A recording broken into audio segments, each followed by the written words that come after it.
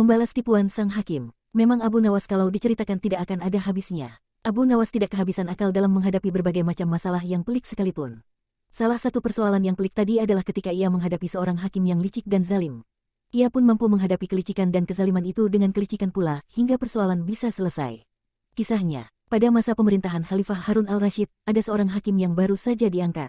Hakim ini terkenal zalim, dan kezalimannya itu ditampakkan ketika ada seorang pemuda Mesir datang ke Baghdad untuk berdagang dengan membawa harta yang sangat banyak. Pada suatu malam, pemuda ini bermimpi telah menikah dengan seorang wanita, yang mana wanitanya adalah anak dari seorang hakim di mana si pemuda membawa mahar mas kawin yang sangat banyak. Mimpi tersebut lantas diceritakan ke banyak orang sehingga sampailah berita mimpi itu ke telinga sang hakim. Hakim langsung saja mendatangi pemuda Mesir itu serta meminta mahar untuk anaknya. Tentu saja pemuda itu menolaknya karena pernikahannya hanya berdasarkan mimpi saja. Namun sang hakim tersebut tetap saja arogan dan memintanya. Sang hakim bahkan merampas semua harta pemuda Mesir itu hingga membuat pemuda itu menjadi miskin, bahkan si pemuda menjadi pengemis. Untung saja tak lama setelah itu dia ditolong oleh seorang wanita tua.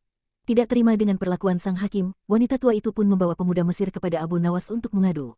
Begitu mendapat pengaduan, Abu Nawas langsung saja mengambil tindakan. Ia mengajak semua murid yang diajarinya untuk datang malam hari dengan membawa kapak, cangkul, martil dan batu. Dengan arahan Abu Nawas, murid-muridnya pun langsung bergerak ke arah Tuan Hakim.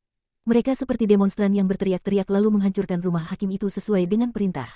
Melihat peristiwa itu, sang hakim pun keluar rumah dengan marah-marah dan bertanya, "Siapa yang menyuruh kalian melakukan semua ini?" Mereka pun menjawab, "Guru kami, Syekh Abu Nawas." Melaksanakan perintah mimpi. Tidak terima dengan ulah murid-murid Abu Nawas, hakim itu melaporkan Abu Nawas ke Baginda Raja pada keesokan harinya. Pada pagi harinya, Abu Nawas dipanggil oleh Raja untuk menghadap. "Wahai Abu Nawas, mengapa kamu merusak rumah hakim?" Tanya Baginda. "Wahai tuanku, itu semua karena hamba bermimpi, dan dalam mimpi itu justru Tuan Hakim sendiri yang menyuruh hamba untuk merusak rumahnya," jawab Abu Nawas. Baginda Raja merasa aneh dengan jawaban itu, dan bertanya, "Wahai Abu Nawas, hukum mana yang kamu pakai itu?" Dengan tenangnya Abu Nawas menjawab, "Hamba memakai hukum yang juga dipakai Tuan Hakim yang baru jadi ini, Baginda." Mendengar penuturan yang singkat itu, sang hakim pun menjadi pusat pasi serta terdiam 1000 bahasa. "Wahai Hakim, benarkah kamu juga mempunyai hukum itu?" tanya Baginda. Sang hakim hanya terdiam saja ditanya Baginda, sehingga Baginda Raja meminta penjelasan dari Abu Nawas. "Hai Abu Nawas, coba jelaskan kenapa ada peristiwa seperti ini?" tanya Baginda. Abu Nawas lantas menyuruh masuk pemuda Mesir itu untuk memberikan kesaksian. "Wahai anak Mesir, ceritakan apa yang sebenarnya terjadi sejak engkau datang ke negeri ini?" tanya Baginda. Pemuda itu pun menceritakan penderitaan yang dialaminya akibat kezaliman sang hakim. Setelah si pemuda selesai bercerita, Baginda Raja langsung murka dengan adanya kebobrokan sikap hakim yang baru saja diangkatnya itu. Baginda Raja lantas merampas semua harta sang hakim dan diberikannya kepada pemuda Mesir itu.